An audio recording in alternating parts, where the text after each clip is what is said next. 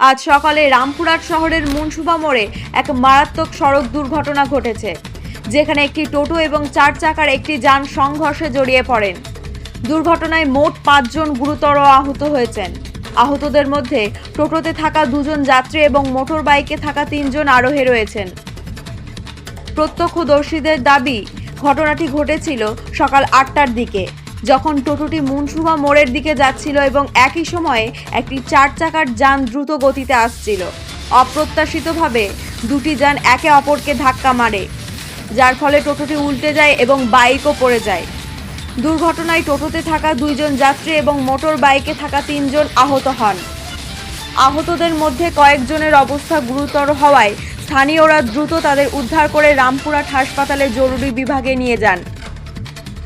হাসপাতাল কর্তৃপক্ষ জানিয়েছেন, আহতদের মধ্যে একজনের অবস্থা সংকটজনক এবং তাকে চিকিৎসার জন্য স্থানীয় হাসপাতালে ভর্তি করা হয়েছে।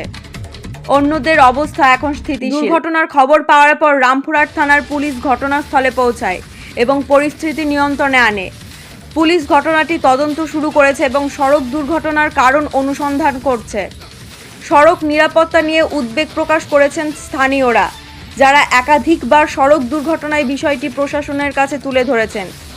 এদিকে পুলিশের পক্ষ থেকে সাধারণ জনগণকে দ্রুত গতি নিয়ে গাড়ি চালানোর ক্ষেত্রে সতর্ক থাকতে এবং নিরাপদভাবে সড়ক ব্যবহারের পরামর্শ দেওয়া হয়েছে।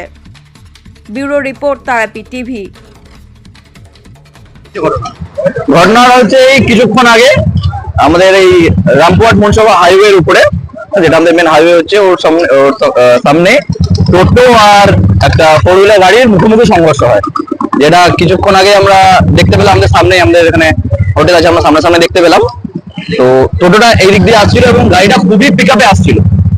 তাদের সামনাসামনি সংঘর্ষ হয়। কোনো রকমে গাড়িটা সাইড কাটিয়ে মেকআপ করার জন্য টোটোটাকে ধাক্কা মারলো ফার্স্টে, তারপরে গিয়ে বিদ্যুতের পোলে মারলো এবং একটা বিশাল স্পার্কিং হলো।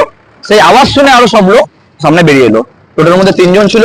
টোটোর ড্রাইভারের অবস্থা খুবই আশঙ্কাজনক, সাথে আরো 2 জন প্যাসেঞ্জার ছিল, ওদেরও প্রচন্ড চোট লেগেছে। আর দেখতেই পাচ্ছেন হাইওয়ের মধ্যে অনেক রক্ত পড়েছিল। তো তাদেরকে আমরা তড়িঘড়ি করে ফায়ার ব্রিগেডে ফোন করলাম। ফায়ার ব্রিগেডের লোক এলো এবং তাদেরকে নিয়ে গেল রামপুরহাট মহকুমা হাসপাতালে, তাদের জন্য নিয়ে যাওয়া হলো। আর গাড়িটা এখানে রাখা ছিল রিকভারি ভ্যান থেকে, গাড়িটা রিকভারি করে একটু আগেই নিয়ে গেল। কি নাম আপনার? আমার নাম সুমিত ঘোষ।